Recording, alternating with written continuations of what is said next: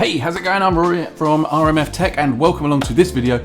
Very exciting for me today. So obviously normally I do reviews of 3D printers and doing 3D print projects and stuff like that and other technology related stuff. I am doing the thing that I've wanted to do for so long, and finally I'm now in a position where I can do it, and I thought that this would be a great sort of journey to put on this channel because it is very tech related. And the reason for that is because I am going to order something that I have been desperate to order for so long. It is a Tesla Model 3.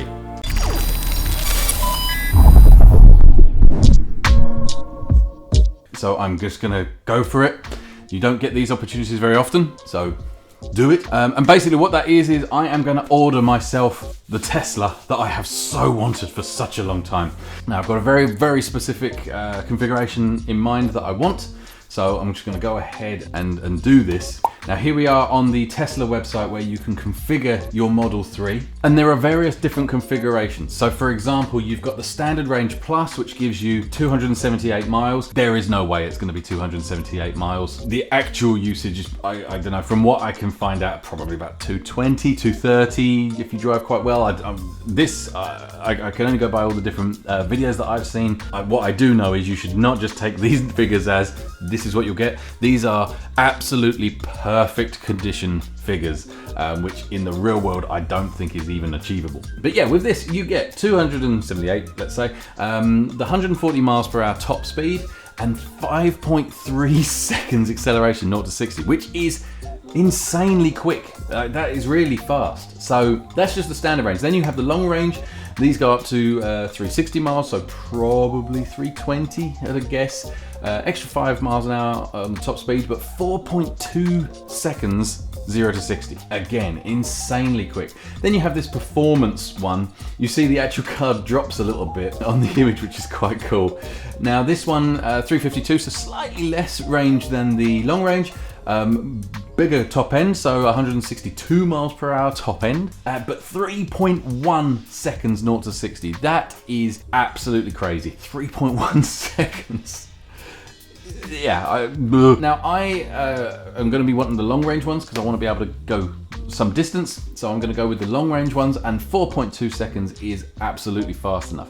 Now, I understand that there is a performance boost, like DLC, that once you've got the car, you can go onto the app and buy this additional ability to go faster. And it puts it to something like 3.7 seconds. Yeah, that would be absolutely fast. I think that the 4.2 is going to be plenty fast enough. Now, the other thing to note here is if I click on performance or standard range, we see estimated delivery is currently February. Now, right now, today is the 22nd of October, 2021.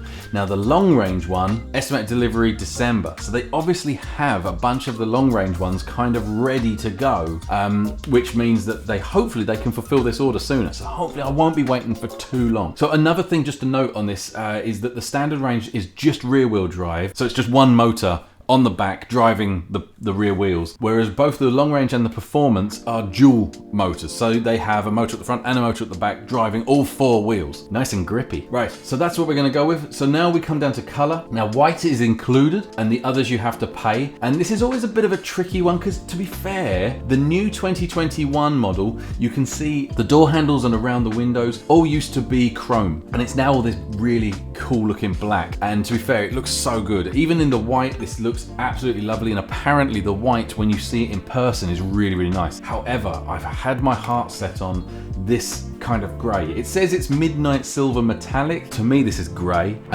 and I love a grey car.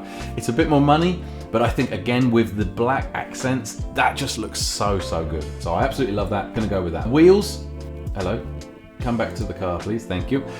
Wheels, by default, it's got these 18-inch aero wheels, which apparently give you like 2% better performance on the batteries or something like this, and probably a slightly more comfortable ride, being that they're slightly smaller. However, these 19s, I just think, set that off. They look really nice. They fill those arches really well. That's definitely what I'm going to go with. The interior, now this is a real tricky one for me because the black is going to be lovely, and it's also going to be better considering that I have 2 twin girls and a dog. and a cat, although the cat probably won't go in the car that often. The point is, when you click this, how much better does that interior look? It looks absolutely gorgeous. The white against the black just looks really nice. And a really big thing for me, I do not like this wood trim. Again, in the new version in the 2021, this comes around into the door. And again, it fits better than it did in the older looking one. But I don't know, this wood just looks really out of place in this car. I do not understand it. Yes, I could get it wrapped and make it look better, but do you know what? I am totally sold on how good this white looks. I really, really love this. I want this whiteness. Another thing to note with these new versions is the interior's changed a bit. So the center console is all sort of redesigned and apparently a much, much better thing. And also the new models are made in China and they have a heated steering wheel. So this is an extra that you didn't get if you ordered this like a few months back or back earlier at the start of the year. This is all really cool, and that's absolutely what I want. Now here again, I'm absolutely torn.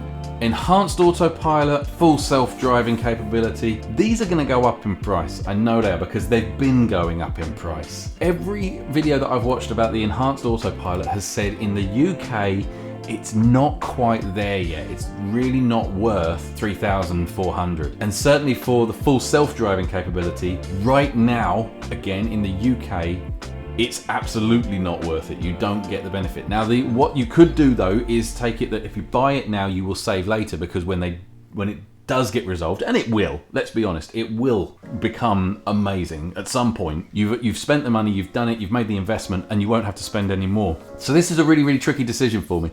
I also understand that this is going to become subscription based, so probably around £200 a month will get this turned on, but then you can turn it off if you're not using it.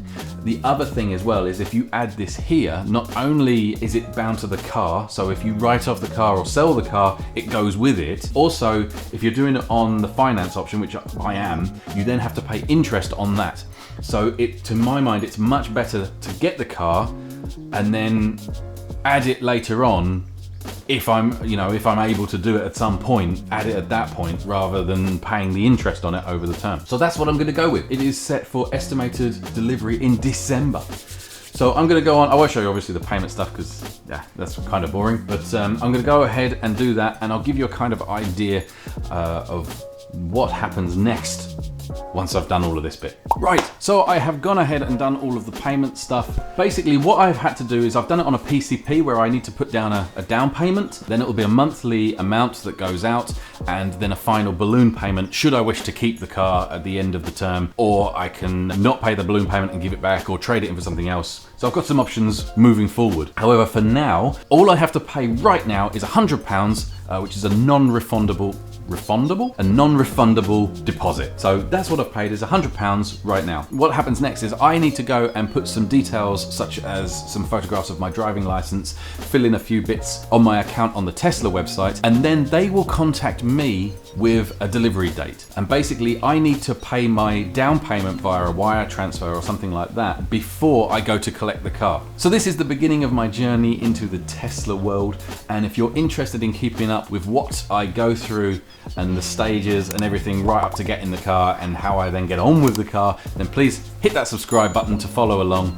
And of course, if this video was useful to you, hit that like button. I appreciate that. And hopefully I'll see you in the next video. All right, cheers. Bye for now.